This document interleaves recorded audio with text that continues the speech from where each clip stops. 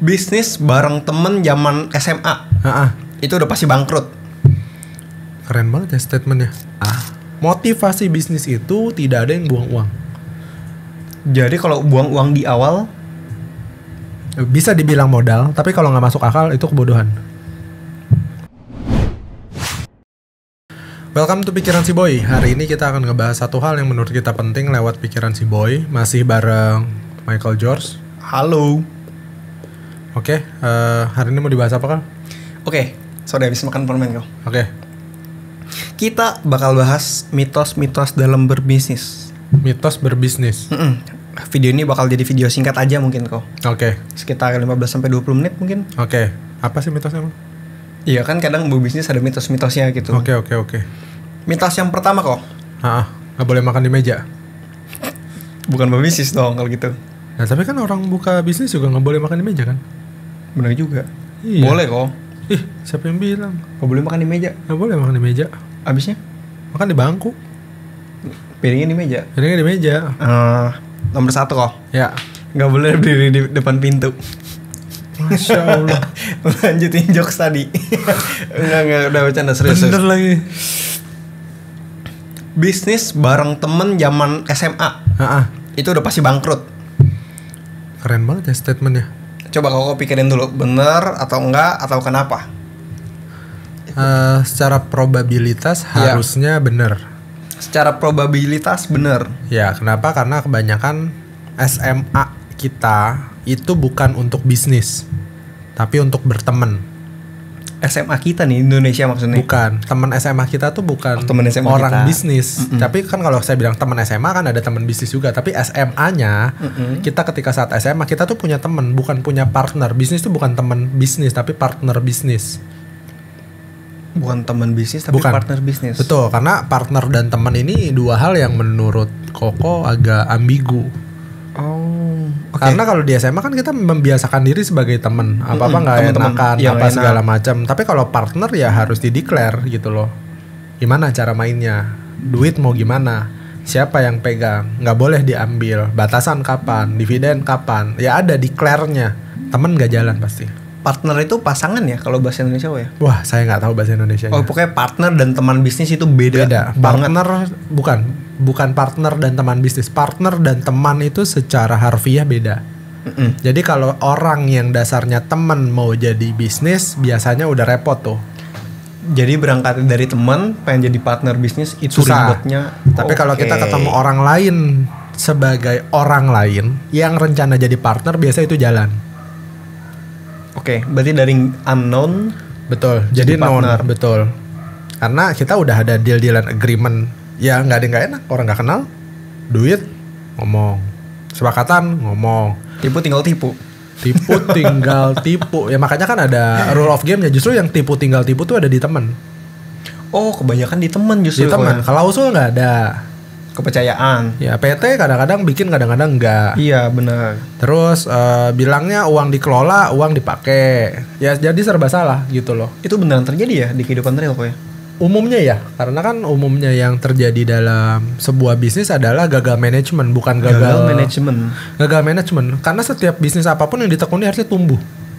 Harusnya tumbuh kalau Harusnya tumbuh, ditekunin ya. ditekunin. Tapi karena gagal manajemen atau banyak kan kasus viral di TikTok yang itu loh, yang kasir ganti QRIS-nya jadi QRIS personal. Iya, tahu. Terus ada lagi apa ya? Oh, yang bayarnya pakai kantong pribadi, jadi bayarnya ke pribadinya dia, transfernya. Iya. Itu kasus sekolah di sini nih, di daerah Gading Serpong apa daerah Serpong BSD.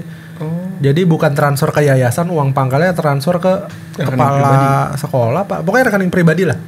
Itu juga gagal manajemen, tapi gagal manajemen biasanya fatal. Termasuk gagal manajemen kita sebagai pribadi, gagal manajemen uang. Gagal manajemen apalagi ya? Dasar-dasarnya. Ya kita kan kadang-kadang tahu ya kita sedang proses mencari uang. Oke. Di tengah-tengah itu yang gagal adalah prosesnya. Prosesnya. Iya, prosesnya. Bukan mencari uangnya kan dapat kan? Dapat. Tapi uangnya pakai beli hal yang nggak penting. Nah ini nih yang tengah-tengah itu. Nah kalau di teman lolosnya banyak. Oh, kalau temen lolosnya banyak. Banyak banget. Jadi buat teman-teman yang bisnis sama teman, biar nggak jadi rasa teman, jadi nggak enakan. Tugas tanggung jawab lo apa? Tulis ya. Lo harusnya ngapain? Oh, ini tipsnya nih kok ya. Kalau pengen bisnis sama teman, tulis ngomong di declare. Kalau sama saudara gitu juga kok. Harusnya iya, makanya kan nggak ada bisnis bareng saudara, adanya family business. Iya, family business. Tapi semuanya adalah owner. Biasanya udah enak, udah tahu tugas dan tanggung jawabnya. Tapi kalau bisnis baru bareng sama saudara tapi bukan family business, itu juga kadang-kadang chaos. Oke. Karena bingung secara proporsinya, secara manajemennya. Ada orang yang saudaranya kita invest di aset, nggak bisa. Kita investnya di human. Nah itu udah beda. Sedangkan sama-sama saudara nih, pas ribut jadi ribut saudara, emaknya yang nengahin pusing. Imlek gak nyapa. Ya bisa jadi. Iya. Tapi kan jadi pusing. Pusingnya terhadap apa? Terhadap manajemen awalnya, iya. Betul. Gondok-gondokan, segala macam. Tapi kan hal-hal kayak gitu kejadian banyak banget. Tapi nggak usah teman jadi partner bisnis, saudara jadi partner bisnis, jarang. Kecuali family company ya. Iya. Apalagi kalau zaman SMA kan biasa partnerannya nggak berdua tuh kok. Oh ramean berenam, bertujuh, tapi nggak tahu dapat kerja dari mana. Kayak kerja kelompok ya. Iya, bikin bisnis baju contohnya bertujuh. Itu sama kayak tugas bikin sekolah dong. Baju bertujuh pak. Iya, tapi kayak tugas sekolah kan. Iya. Yang kerja 1, yang 6 nendangin pantat dari belakang. Kerja cepet. Nah, tapi masih kok sampai sekarang. Itu agak gelo itu ya. Nggak juga, tapi masih ada. Fase ya? Bukan fase. Even saya ada orang yang kenal pun masih berusaha untuk berbisnis sama teman SMA-nya. Dan rame-rame kayak berempat, berlima masih ada. Berhasil? Enggak. Fasenya belum lewat kali berarti dia. Enggak, tapi asal seru aja, asal rame aja. Karena kan beda tujuan kali ya, entah. Kita sama-sama tahu itu akan sulit, tapi karena mungkin ada satu dan orang lain punya ego tertentu, jadi ya pengen deh biar gue yang gerakin biar kelihatan gue punya duit atau apa. Iya. Ya udah. Oh. Kebetulan kalau yang tadi bikin baju bertujuh adik saya itu kok. Gitu ya? Iya. Ntar lihat siapa yang diinjek seorang. Jalan, ayo kerja. Ih, kapan ini bagi-bagian? Iya, itu lucu sih, lumayan. Itu seru banget. Itu berangkat dari keresahan pribadi juga sebenarnya. Dulu aku waktu kuliah SMA. Tarot kan? Salah satunya. Iya. Aduh, kalau nonton sepil lagi sama Cowboy. Oh gitu ya? Iya. Tarot itu apa emang? Dulu main kartu kan? Iya, agensi tarot. Oh, agensi. Sampai akhirnya jalan sendiri. Oh, jalan sendiri ya. Ya, tapi kan nggak ada agreement ya, bener kan? Bener, nggak ada agreement ya waktu itu. Temen nggak bisa jadi bisnis karena agreementnya susah. Ya itulah, duit itu rasanya memang beda. Berarti bukan lagi mitos nih kok ya untuk yang masalah pertemanan ya.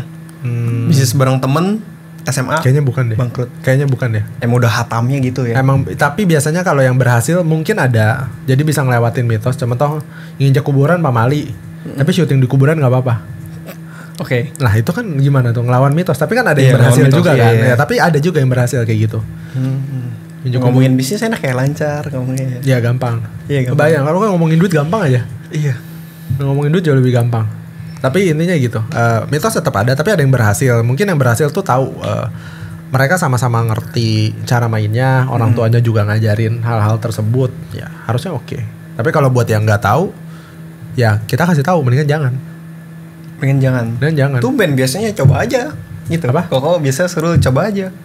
Gini, bego sendiri tuh lebih baik dibanding dibego-begoin orang. Bego sendiri lebih baik dibandingkan dibego-begoin orang. Dibego-begoin tuh ditipu maksudnya. Ya kan bertujuh, kan udah dikasih tahu satu orang itu pasti akan diinjek. Buat suruh kerja, itu kan dibego-begoin. Mendingan sendiri dan gagal dibanding udah bertujuh gagal pula. Disalah-salahin pula. Udah ngegendong. Goblok sih lu kurang berotot. Kita jadi jatuh nih bertujuh misalnya. Aduh. Ya kan kita nggak tahu. Kalau ya sukses ya bagus. Tapi kenapa dibilang mendingan jangan? Karena peluangnya tuh gede banget untuk jadi masalah. Kecuali kalian ketemu di tengah jalan. Kalian sama-sama punya kemampuan. Misal sama-sama lulus SMA deh. Yang satu pinter IT. Yang satu tuh jago jualan mungkin. Jago jualan. Terus dia ngegabung collab. Gue punya pasar apa kalau misal jadi bisnis strategi. Gue jualan lemper nih. Orang tua gue tuh gue udah bantuin kurang lebih di 10 titik toko. Iya. Tapi gue pengen orang Tangerang tuh tahu semua lempernya gue dan bisa diakses dan bisa pesan. Bikin aplikasinya apa. Itu mungkin jalan. Karena ketemu sudah ada value-nya. Bisa jalan tuh ya. Bisa jalan kemungkinan. Tapi kalau sama-sama nggak ada value-nya adalah semangat kebangsaan. Susah ya. Susah, karena value-nya kan nggak ketemu. Ada yang tim hore, ada yang tim baca di grup cuma centang doang. Iya. Gitu. Ya banyak lah. Ya betuju lengkap dah tuh semua Seven Sins-nya. 7 dosa besar ya. 7 dosa besar betuju kan. Ya, tapi gitulah. Oke, kita next ke mitos kedua kali kok ya. Mitos kedua. Ini sebenarnya ada beberapa mitos. Kalau nggak cukup kita bikin beberapa episode Nah, episode kedua mitos. Tapi bagus jadi episode juga nih. Buat episode continue bagus. Kayak mitos ini terus kita lanjutin. Kalau setuju like, comment, subscribe ya. Terus komen ya. Iya boleh. Lanjut part 2 kok gitu. Yang kedua nih kok, bahas mitos bisnis kedua. Bisnis itu perlu kantor, kendaraan, dan gudang buat nyimpen. Itu benar gak sih kok? Susah banget tuh jawabnya. Itu sama kayak bisnis itu seperti JNE, Gojek, dan apa kantor tuh. Ya kan semuanya masing-masing punya bisnisnya. Iya. Gimana maksudnya apa? Maksudnya bisnis itu perlu kantor, kendaraan, gudang gak sih? Bener gak sih gitu? Enggak dong. Kalau dijawab itu mitosnya enggak dong. Berarti mitosnya salah ya? Mitosnya salah. Kalau memang dia mainnya warehouse atau logistik ya pasti perlu gudang. Tapi intinya bisnis itu kan tergantung apa yang mau dikerjain. Sudah ada masanya.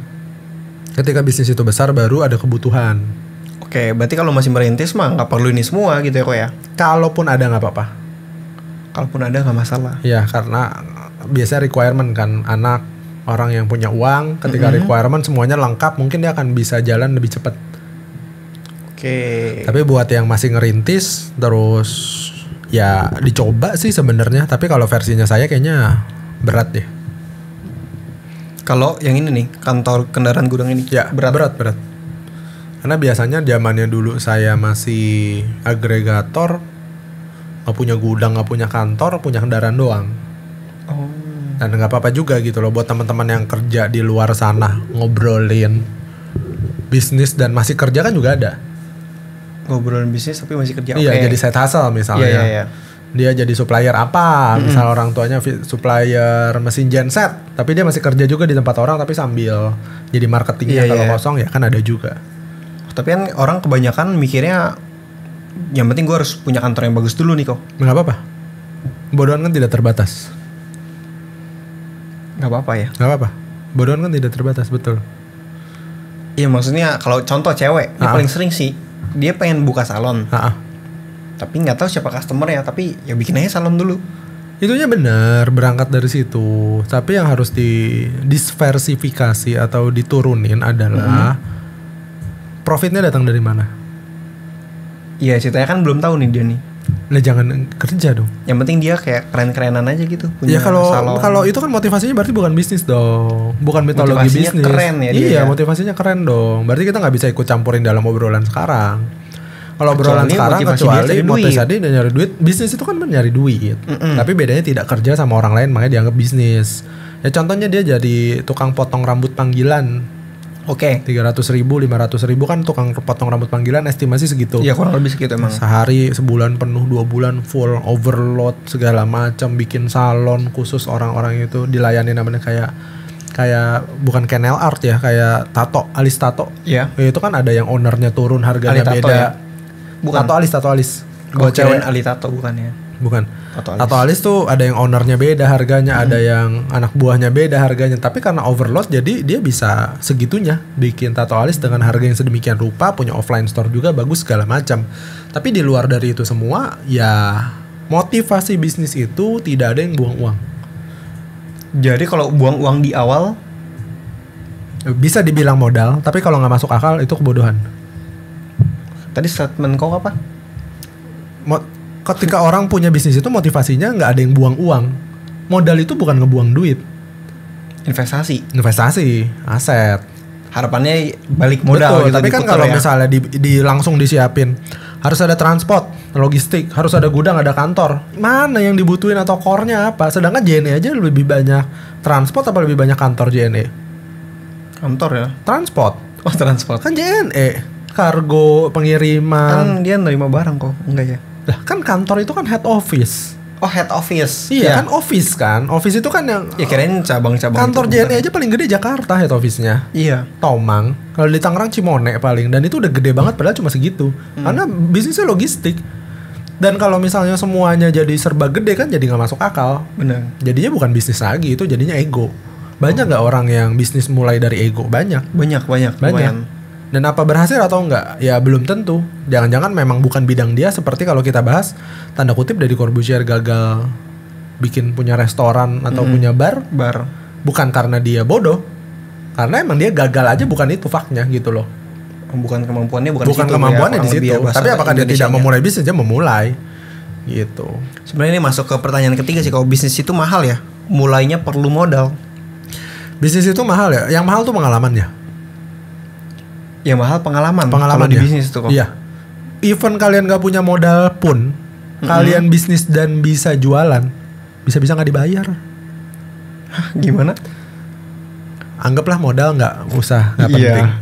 Anggaplah nih si bertujuh ini kan main kaos nih. Oh, bahas bertujuh lagi, oke. Ya, ini main kaos nih. Ada orderan, ada anak SMA 99 ngorder buat kaos angkatan. Kaosnya di order, DP 50% jalan, 50% DP, pas udah jadi dimintain lagi, tapi customernya bilang, kirim dulu lah, ini gue juga ngolekin pelunasan sama anak-anak. Iya. Udah beres dikirim semua, 50%-nya nggak datang-datang. Iya, nggak dibayar. Terus gimana? Itu kan bisnis. Udah sesimpel itu loh, maksudnya udah nggak modal, di DP dulu, ketika kita punya harapan, ya banyak kan orang yang ekspor juga minta cash on delivery kan, maksudnya titinya minta ketika dia nyampe baru dibayar. Banyak yang nggak mau dan banyak yang kolaps juga.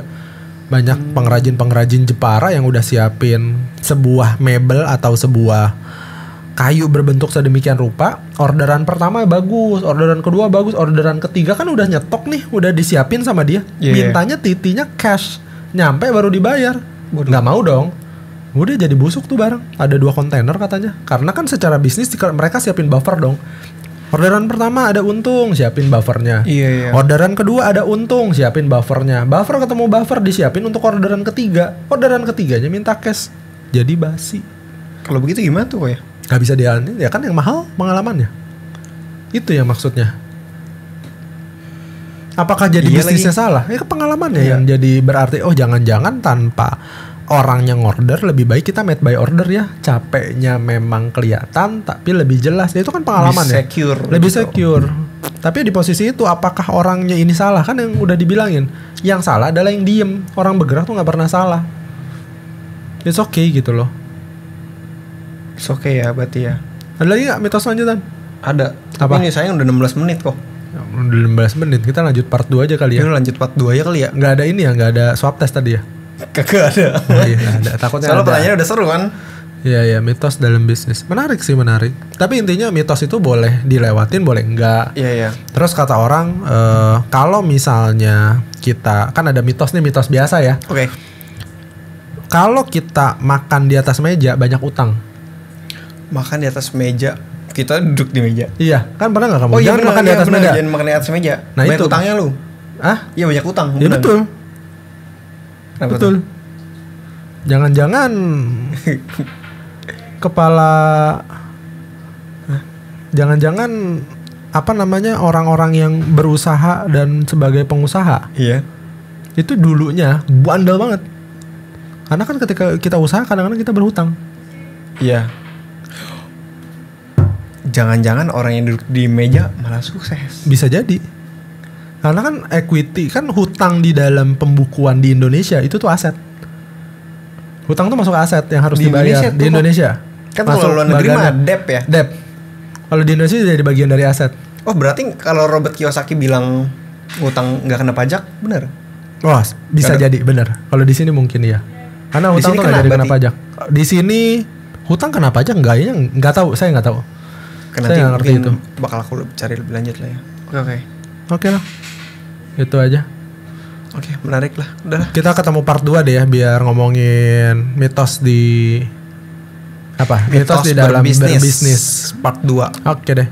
Itu aja. Thank you buat yang udah nonton sampai di sini. Semoga bermanfaat buat kalian. Semoga Topiknya sih seru sih. Iya, kalau nggak ada mitos bisnis yang bingung boleh tulis di kolom komentar kali kok ya. Ya buat kita bahas ya, kita nggak bilang kita benar 100%, tapi umumnya seperti ini, itu aja. Disclaimer ya. Ya, thank you banyak buat semuanya. Jangan lupa like, comment, dan subscribe. See you at next episode. Bye-bye.